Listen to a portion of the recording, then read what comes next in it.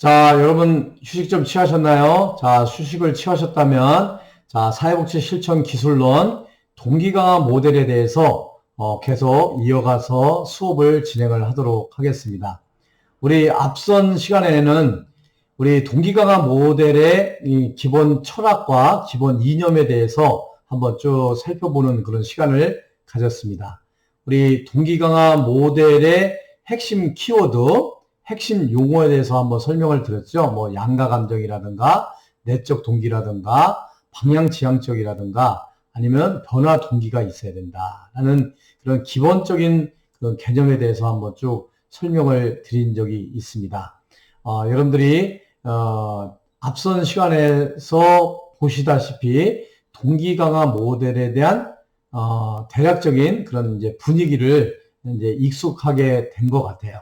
그래서 이어서 동기 강화 모델의 그 기본 개념에 대해서 조금 더 살펴보고요. 이어서 개입 목표와 개입 과정, 또 개입 기법에 대해서 한번 알아보는 그런 시간을 갖도록 하겠습니다.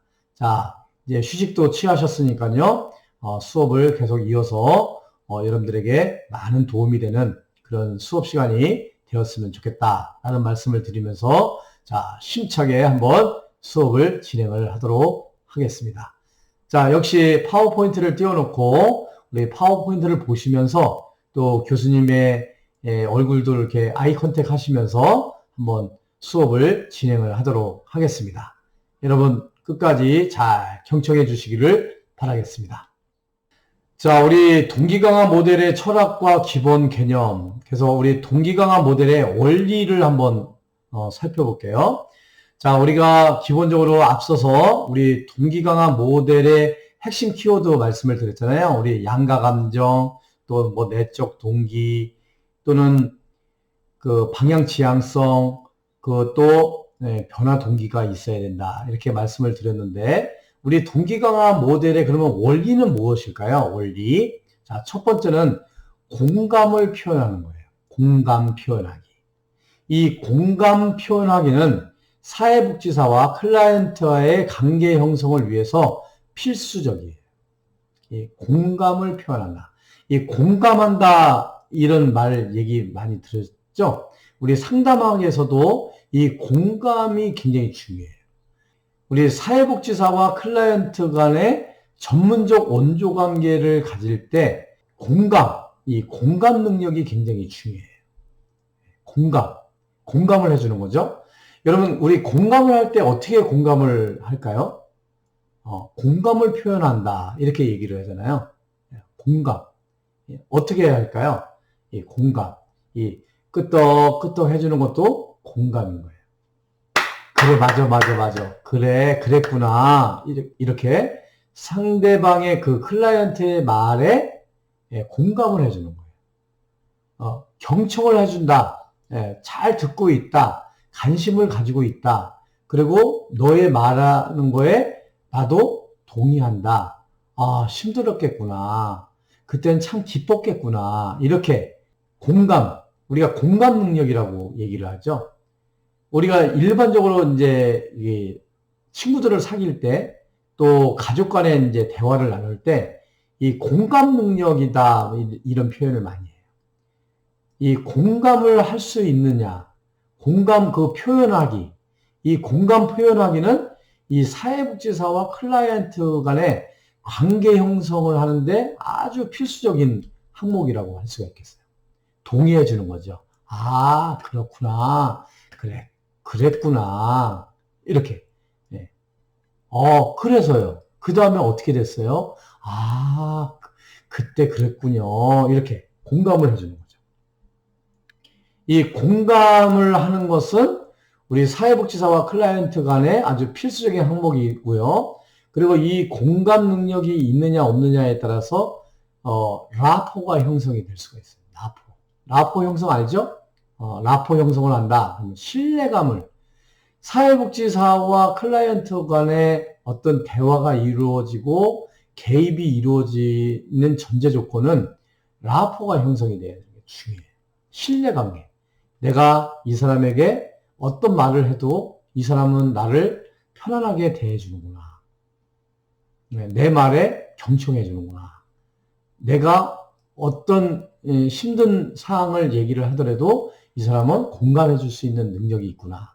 이런 것들이 있을 때 클라이언트는 편안하게 그 클라이언트하고 사회복지사와 관계가 형성이 될 수가 있다라고 할 수가 있겠죠. 그래서 동기 강화 모델은 내적 동기, 그 변화 동기를 끄집어내서 그 동기를 강화시켜 주는 거라고 그랬잖아요. 이 강화시켜 주려면 이 공감 표현하는 것이 아주 필수적이라고 할 수가 있겠죠. 자, 두 번째는요, 불일치감을 만들기예요. 불일치감을 만들기는 클라이언트의 가치와 행동 간의 차이를 분명하게 드러내도록 하는 것이 불일치감 만들기예요. 클라이언트에게는 양가 감정이라고 있었죠? 양가 감정. 두 가지 감정이 존재하는 거예요. 죽고 싶은 반면에 살고 싶은 마음이 있는 거죠. 뭐뭐를 하고 싶은 마음은 있지만 하지 말아야 된다는 또 감정이 있는 거예요. 양가 감정이 있는 거죠. 그래서 이 불일치감 만들기라는 것은 클라이언트의 어떤 가치와 행동 간의 차이가 있다는 것을 드러내는 것을 불일치감 만드는 거예요. 너는 이렇게 정직하게 살려고 하는 거잖아. 그런데 너 이 행동은 이렇게 나오잖아. 왜 그러지? 이거예요. 술을 먹으면 너 힘들잖아. 건강에도 어렵잖아. 또 가족 간의 관계도 끊어지잖아. 어렵잖아. 그래서 너는 술을 끊으려고 하는 거 아니야. 그런데 너는 술을 자꾸만 먹으려고 하는 행동이 있어. 근데 너는 가족 간의 평안도 있고 또 내가 건강을 유지하고 행복하게 살기 위해서 내가 술을 끊어야 된다는 그런 가치를 가지고 있어. 행복이라는 가치를 가지고 있어. 이게 차이가 있잖아? 이것을 분명하게 드러내도록 하는 것을 불일치감 만들기다라고 할 수가 있겠어요. 그래서 설득하는 것이 아니라 스스로 이런 것들을 깨달을 수 있도록 하는 것이 동기 강화 모델의 원리, 불일치감 만들기다라고 할 수가 있겠습니다. 세 번째는요, 저항과 함께 구르기예요. 저항과 함께 구르기. 이 변화에 대한 클라이언트의 저항, 다시 말해서 주저함이나 망설임을 그대로 인정하고 존중하라는 의미로 볼 수가 있어요. 이게 무슨 말이냐면 사람은 저항이 있어요. 저항. 제가 아까도 얘기했지만 이 자발적 클라이언트 같은 경우는 스스로 자기 문제 행동을 인식을 하고 찾아왔기 때문에 그 문제 행동을 수정하고 변화시키려고 하는 의지가 분명하게 있어요. 근데 반면에 비자발적 클라이언트들 같은 경우는 내가 문제 행동이 무엇인지, 내가 무엇을 변화를 시켜야 되는 건지, 어떻게 변화해야 되는 건지를 모르는 그런 클라이언트가 있을 수가 있어요. 비자발적 클라이언트들 같은 경우는. 그러다 보면 이 어떤 치료를 하고 사회복지사하고 대화를 나누려고 하는 것을 막 거부하기도 하고요. 주저하기도 하고 망설이는 경우가 있어요. 이것들이 어떻게 보면 저항이라고 할 수가 있겠죠.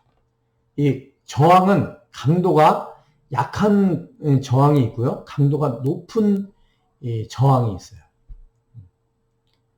망설이고 주저 하는 정도의 저항이라면 그래도 좀 나은 거죠. 아주 강한 저항은 그 자리를 박차고 뭐 화를 내면서 나간다든가 이런 것들은 완전히 이제 강도가 높은 저항이라고 할 수가 있겠죠. 그래서 모든 클라이언트들 같은 경우는 처음 이렇게 찾아오게 되면 이렇게 약간의 저항감을 가지고 있어요. 망설이고 주저하고 또 그 사회복지사를 만나는 것을 이렇게 좀 불편해하고 뭐 이렇게 할 수가 있는 것이죠. 그래서 이 저항과 함께 구르기는 사회복지사가 클라이언트가 이런 저항을 할 수 있다라는 것을 인정하고 존중해 준다는 의미가 저항과 함께 구르기예요. 그렇잖아요. 내가 자발적 클라이언트도 아니고 비자발적 클라이언트로 제3자나 다른 기관에서 의뢰돼 가지고 내가 사회복지사 앞에 딱 섰단 말이에요. 그럴 때는 약간의 저항감을 가지고 있을 수가 있겠죠.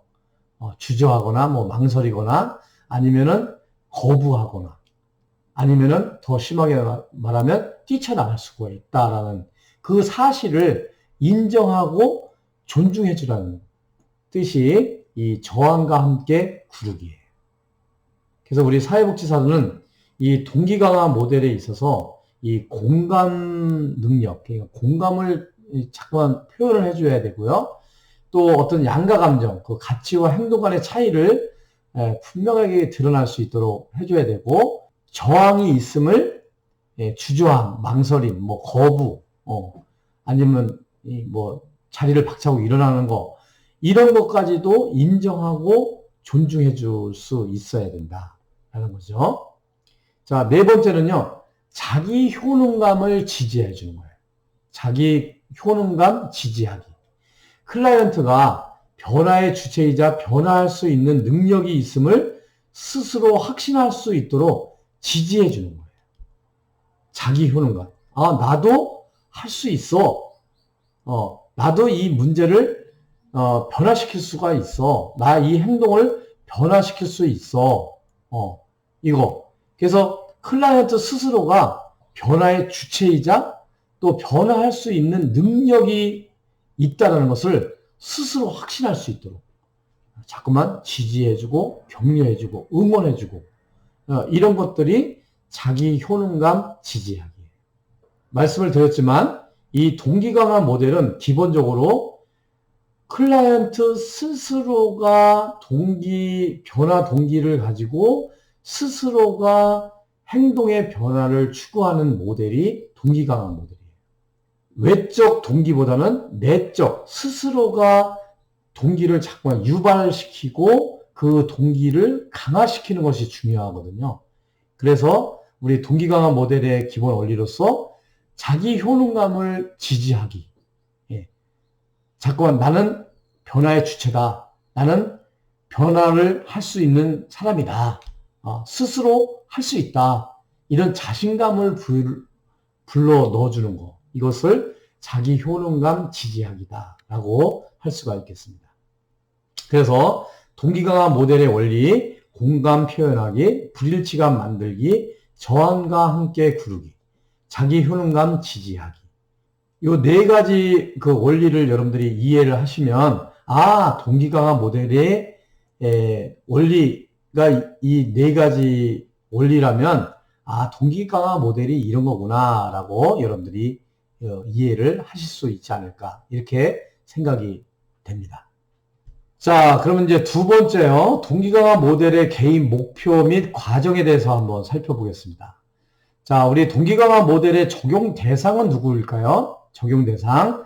동기 강화 모델의 초기에는 알코올 의존자에게 적용이 됐지만 오늘날은 다양한 건강 분야의 대상에게 적용이 되고 있습니다. 동기 강화 모델은요, 자신의 행동에 대해서 부정하고 변화에 대한 동기가 적다는 특징을 띠는 전형적인 중독 행동을 가진 사람이 대상이 되겠습니다. 그렇죠? 그래서 예를 들면 알코올 중독자 같은 경우, 또 흡연자, 또 약물 중독자, 뭐 도박, 또 가정폭력, 대인폭력 등의 중독 행동을 보이는 사람이 대상이 됩니다. 그래서 이 동기 강화 모델은 이렇게 중독 행동을 가진 사람들이 주로 동기 강화 모델의 대상이라고 할 수가 있겠어요. 그래서 지금까지 쭉 여러분들에게 설명을 드리고 또 예화를 드렸잖아요. 주로 우리 동기 강화 모델은 이렇게 알코올, 흡연, 약물, 도박, 가정폭력, 대인폭력 등의 중독 행동을 보이는 사람이 대상이다라고 말씀을 드릴 수가 있겠습니다. 그러면 이제 적용 절차는요, 어떻게 진행이 될까요? 아까도 말씀을 드렸지만 동기강화 모델은 단기 개입이에요. 단기간 또 장기 개입 이렇게 나눌 수가 있는데 단기 개입, 장기 개입. 그냥 단기간에 통상 한 3개월 내로 이것이 개입하는 것을 우리가 단기 개입이라고 하는데요. 이 동기강화 모델은 단기 개입이에요. 대체로 3개월 이내에 개입을 기본으로 하고 있습니다. 이 동기강화 모델을 기반으로 둔 1회 내지 2회 기만하더라도 10회기의 장기 심리적 개입의 효과를 낼 수 있다고 합니다. 그래서 이 동기강화 모델은 아주 단기간의 개입을 통해서 어떤 중독 행동을 가진 그런 클라이언트를 대상으로 해서 적용할 수 있는 모델이 동기강화 모델이다라고 할 수가 있겠습니다. 자, 동기강화 모델 적용에 따른 클라이언트의 변화 단계예요. 자, 숙고전 단계. 이 단계에서는요, 클라이언트는 6개월 내에 현재의 행동 양식을 변화시키는 것에 대해서 전혀 고려하고 있지 않는 상태를 숙고전 단계다라고 할 수가 있겠고요. 두 번째 단계는 숙고 단계예요. 이 단계에서는 클라이언트는 현재 행동 양식 및 행동 변화로 인한 이해관계를 검토하는 단계가 숙고 단계다라고 할 수가 있겠고요. 세 번째는 준비 단계입니다. 이 준비 단계에서는요, 클라이언트는 행동 양식을 변화시키기 위한 실행에 전념하리라는 약속을 하고 변화를 위한 계획과 전략을 개발하는 그런 단계가 준비 단계라고 할 수가 있겠습니다. 네 번째, 이제 실행 단계는요, 이 단계에서는 클라이언트는 계획을 실행하고 행동 양식을 변화시키고 새로운 행동 양식을 만들기 위해 하나씩 실행하는 그런 단계가 실행 단계다라고 할 수가 있겠습니다. 다섯 번째요, 유지 단계가 있습니다. 유지 단계. 예, 유지하는 거죠. 새로운 행동 양식이 6개월 이상 유지가 되고 이 행동 양식이 개인의 생활 양식 속으로 견고하게 통합되는 단계가 유지 단계다라고 할 수가 있겠습니다.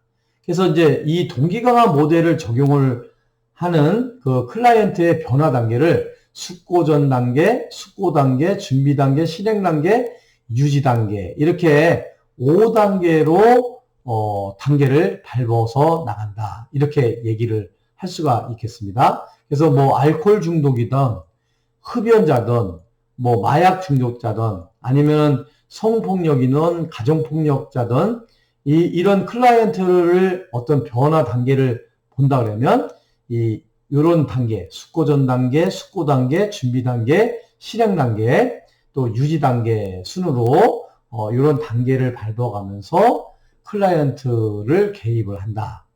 이렇게 말씀을 드릴 수가 있겠습니다. 그러면 이제 지금부터는 동기강화 모델의 개입 기법에 대해서 한번 살펴보도록 하겠습니다. 동기강화 모델의 개입 기법. 그 모델의 원리. 아까 했었죠? 아까 했었습니다. 우리가 간단하게 다시 한번 살펴볼게요. 자, 공감 표현하기. 아까 공감 표현하기는 사회복지사가 클라이언트의 상황을 이해하고 공감하고 있음을 충분히 전달함으로써 사회복지사와 클라이언트 간의 신뢰관계 형성에 도움을 주는 실천 기술이라고 할 수가 있겠습니다. 아까 공감 표현하기 충분히 설명을 드렸죠? 그 원리를 아까 말씀을 드렸어요. 그래서 이 공감 능력, 공감을 표현한다는 것은 사회복지사와 클라이언트 간의 신뢰관계, 그러니까 라포를 형성하는데 굉장히 도움이 주는 그런 공감 표현하기라고 할 수가 있겠습니다. 여러분들이 일반적인 인간관계를 갖는 데 있어서도 이 공감 능력이죠. 공감. 같이 그 감정을 공유하는 거예요. 공감이라는 것은. 그러니까 상대방이 슬퍼하면 같이 슬퍼해 주는 거예요. 그렇죠? 상대방이 기뻐하면 같이 기뻐해 주는 거예요. 상대방이 좋은 일이 생겨서 막 신나 하는데 그거를 시기하고 질투하고 뭐 지가 잘났네, 뭐 어쩌저쩌고 저쩌고 하면서 하지 않으면 공감 능력이 안 되는 거죠. 상대방은 굉장히 슬퍼해요. 너무 슬퍼서 막 울고 있는데 그거에 대해서 전혀 감정 표현이 안 돼. 그러면 이 공감 능력이 제로가 되는 거죠. 그래서 이 공감 표현하기, 이거 여러분들 우리 사회복지사와 클라이언트 간의 신뢰관계, 그 라포를 형성하는데 굉장히 도움이 되는 그런 기술이다라고 할 수가 있겠고요. 불일치감 만들기. 클라이언트가 이상적으로 생각하는 가치와 현재 나타나는 문제 행동의 차이를 인식하게 하는 것이다 라고 말씀을 드렸죠. 그래서 어떤 가치와 문제 행동 간의 차이를 클라이언트 스스로가 인식할 수 있도록 하는 거, 불일치감 만들기, 여러분들이 이해를 하시면 되겠고요. 세 번째, 저항과 함께 구르기. 저항과 함께 구르기는 변화에 대한 클라이언트의 저항, 즉 클라이언트의 주저함이나 망설임을 그대로 인정하고 존중하는 것이에요. 저항은 변화의 자연스러운 과정으로서 사회복지사가 클라이언트의 저항을 회피하지 않고 그대로 받아들이면서 개입하면 클라이언트의 방어 상태를 감소시킬 수가 있습니다. 그래서 클라이언트가 주저하거나 망설이거나 또 거부하거나 심지어는 자리를 박차고 일어나는 그런 강도 높은 저항이 있다고 하더라도 사회복지사는 그 클라이언트의 그런 저항을 회피하지 말고요. 그 있는 그대로를 받아들이고 인정해주고 존중해줄 필요가 있다. 그 클라이언트가 그럴 수도 있어 라고 그것을 인정해주고 받아주는 거예요.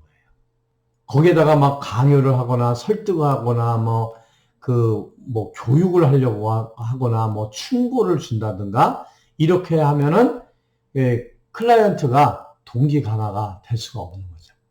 그래서 그런 저항이 있음을 알고 인정하고 존중하면서 그 저항과 함께 개입을 하는 것, 이것을 저항과 함께 구르기다라고 할 수가 있겠습니다.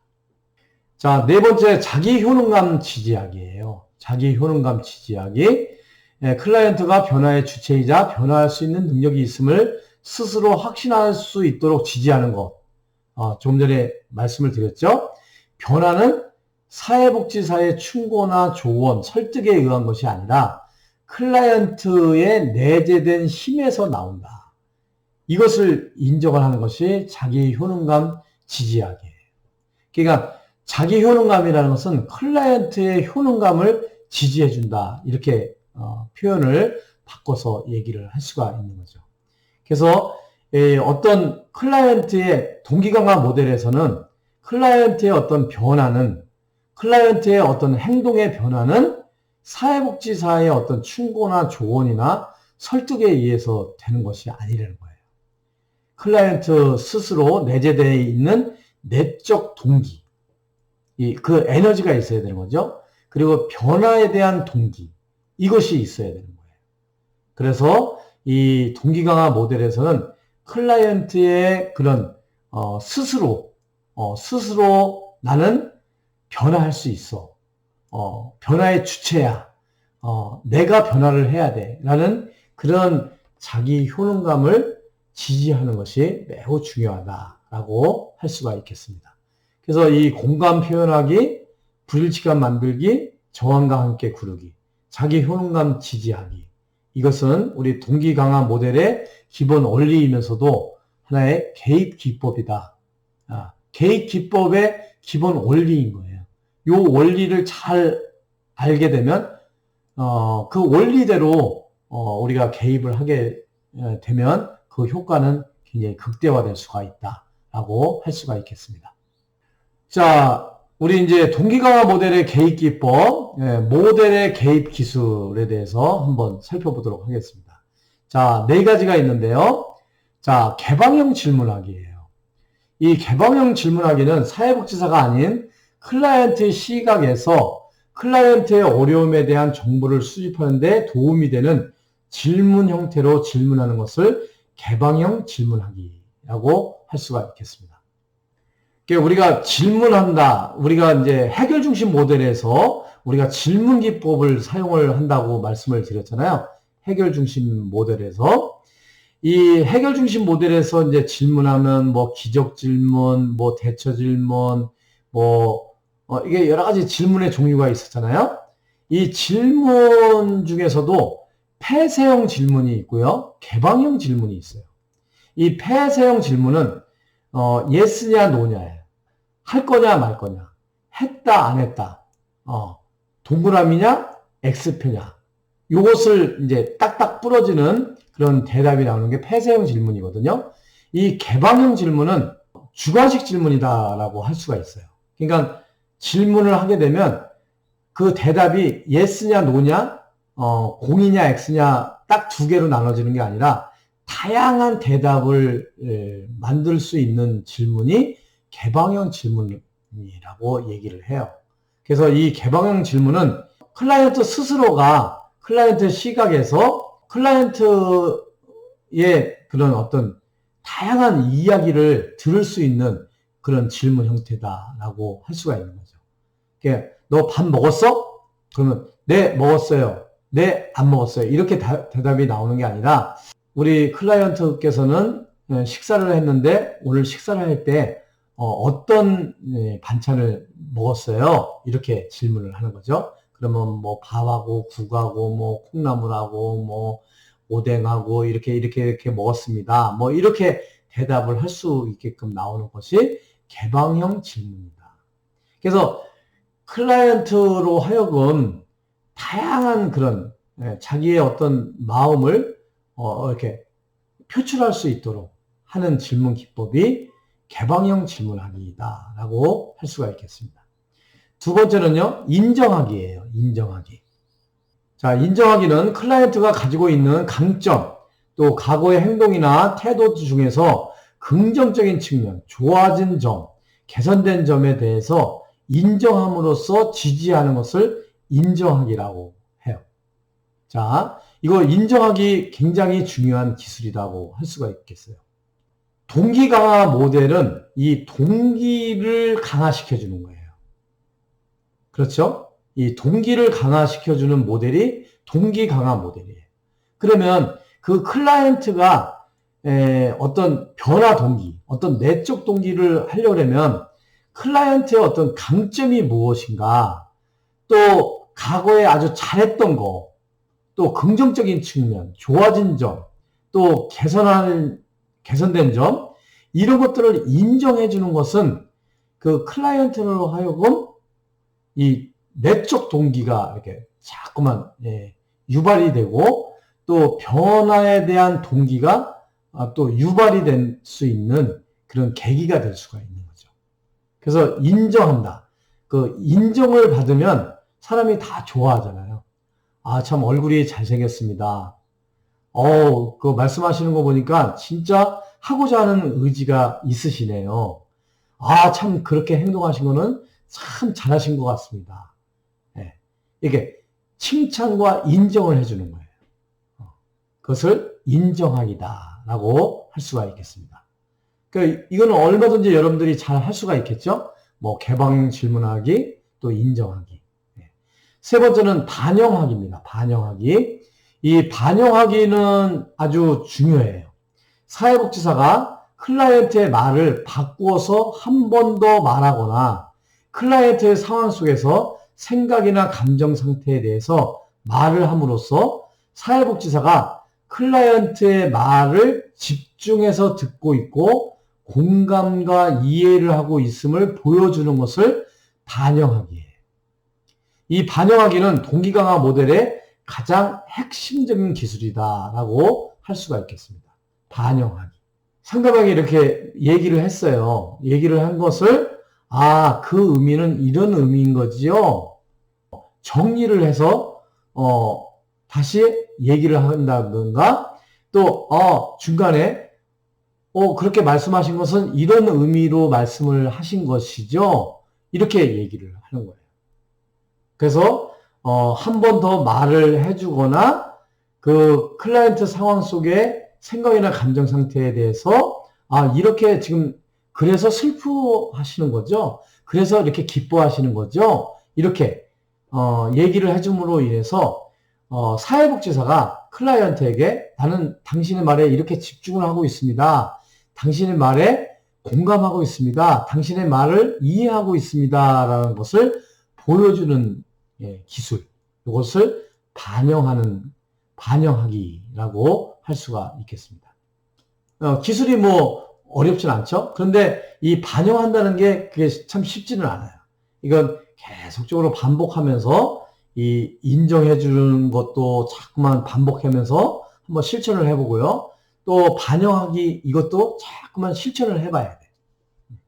이게 이제 우리가 일반 사회복지 실천 현장에서도 사용될 수 있는 기술이지만 우리가 일반 인간관계를 가지면서도 얼마든지 반영할 수 있는 우리가 응용할 수 있는 그런 개입 기술이다라고 할 수가 있을 것 같아요. 자, 네 번째는요, 요약하기예요. 요약하기. 자, 요약하기는 상담하는 동안 나눈 대화 내용을 상담이 진행되는 동안 간헐적이라는 것은 가끔이죠. 간헐적으로 또 마지막에 요약해서 전달하는 것을 요약하는 거예요. 자, 우리가 한 10분을 얘기를 했어요. 30분을 얘기했어요. 1시간을 얘기를 했어요. 그 중간중간에 10분 얘기를 하면서, 그 맥락이 하나 끝나면, 어떤 사안에 대해서 하나 끝나면, 그 내용은 이렇게 정리를 하면 되겠죠? 이렇게 요약을 하는 거예요. 이것을 요약하기다. 이렇게 얘기를 할 수가 있겠습니다. 그래서 우리가 동기강화 모델의 개입 기법으로서 개방형 질문하기, 인정하기, 반영하기, 또 요약하기 이렇게 말씀을 드릴 수가 있을 것 같아요. 자, 우리가 이제 4가지 말씀을 드렸는데요. 개방형 질문하기, 또 인정하기, 또 반영하기, 또 요약하기 이렇게 개입 기법에 대해서 말씀을 드렸는데 이 요약하기, 마지막에 요약하기의 종류가 이렇게 3가지가 있어요.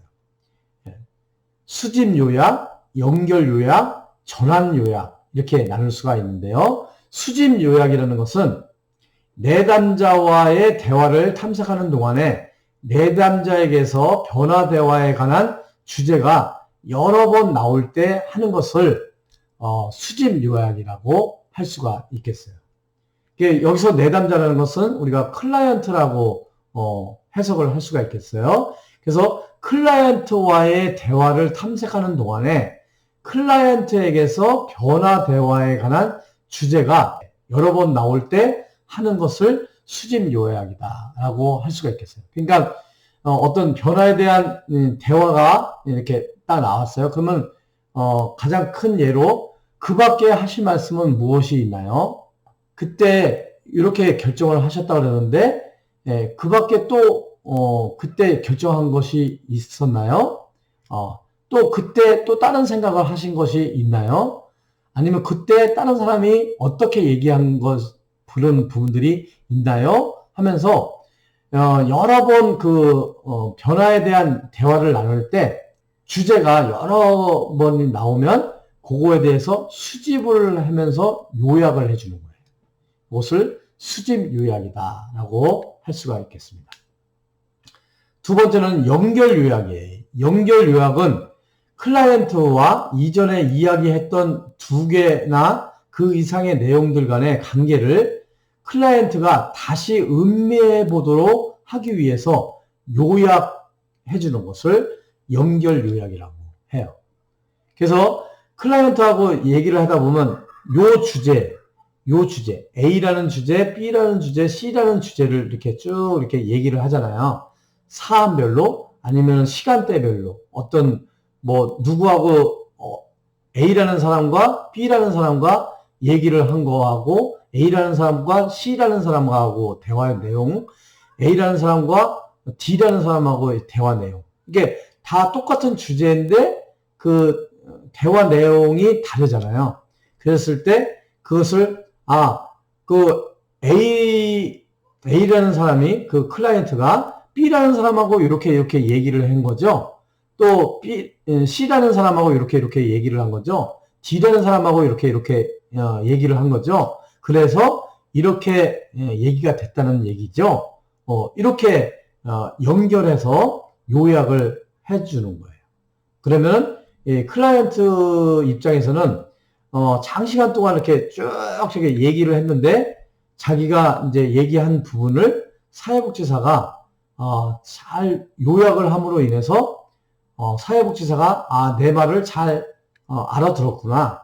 또 사회복지사 입장에서는 요약을 함으로 인해서 클라이언트가 정확하게 그렇게 얘기를 했는지를 다시 한번 확인해 볼 수 있는 그런 요약 방법이 연결 요약이다라고 할 수가 있겠습니다.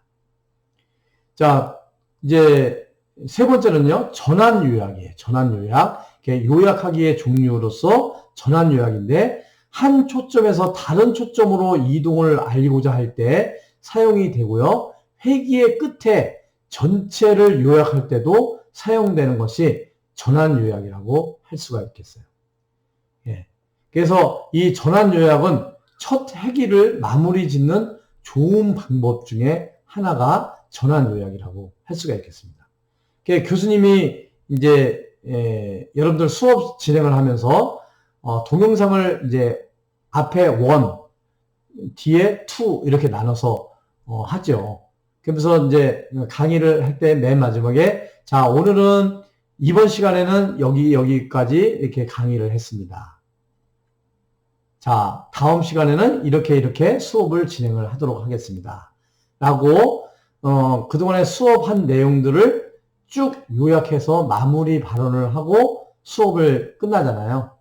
자, 이번 시간도 여러분들하고 이제 마지막인데 요 수업을 다 마지막 한 다음에 제가 이제 화면을 크게 해가지고 자, 이번 시간에는 이런 내용들을 공부를 했습니다.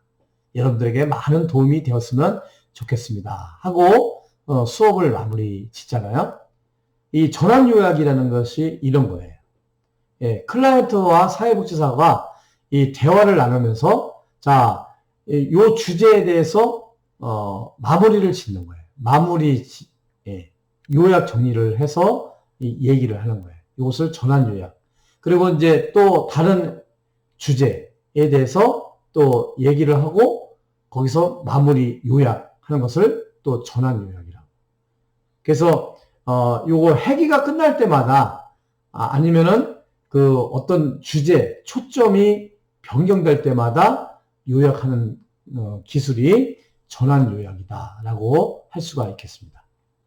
그래서 이 요약하는 것은 뭐 10분, 20분, 30분 쭉 대화 내용들을 핵심을 이게 정리하는 것을 우리가 요약하기라고 할 수가 있는데 이 요약하기에는 수집 요약, 연결 요약, 전환 요약 이렇게 세 가지로 나눌 수 있다라는 것을 말씀을 드리겠습니다. 자, 이상과 같이 여러분들과 함께 오늘은 사회복지 실천 기술론 동기 강화 모델에 대해서 한번 살펴보는 그런 시간을 가졌습니다. 여러분들과 함께 동기 강화 모델의 철학과 기본 개념에 대해서 한번 이야기를 나눴고요. 또 개입 목표와 개입 과정에 대해서 한번 살펴보았고요. 개입 기법으로서 개방형 질문하기, 또 인정하기, 반영하기, 또 요약하기를 중심으로 해서 한번 살펴보는 그런 시간을 가졌습니다. 여러분들 오늘 그 동기 강화 모델을 한번 살펴봤는데요. 이 동기 강화 모델, 이 모든 것들이 동기 강화 모델이 여러분들에게 사회복지 실천 현장에서 많은 도움이 되었으면 좋겠다라는 말씀을 드리겠습니다. 자, 지금까지 우리가 정신역동 모델, 인지행동 모델, 해결중심 모델, 가업중심 모델, 또 위기개입 모델, 오늘 동기 강화 모델까지 이게 6가지 모델에 대해서 살펴보는 그런 시간을 가졌는데요. 여러분들에게 많은 도움이 되는 그런 시간이 되었으면 좋겠다는 말씀을 드리겠습니다. 자, 다음 주는 이제 중간고사 기간이죠. 그동안 여러분들이 배웠던 그런 실력을 잘 발휘해서 여러분들 모두가 좋은 성적을 거둘 수 있기를 바라겠습니다. 자, 장시간 동안 수업 받으시냐고 대단히 수고 많이 하셨습니다. 여러분 감사합니다.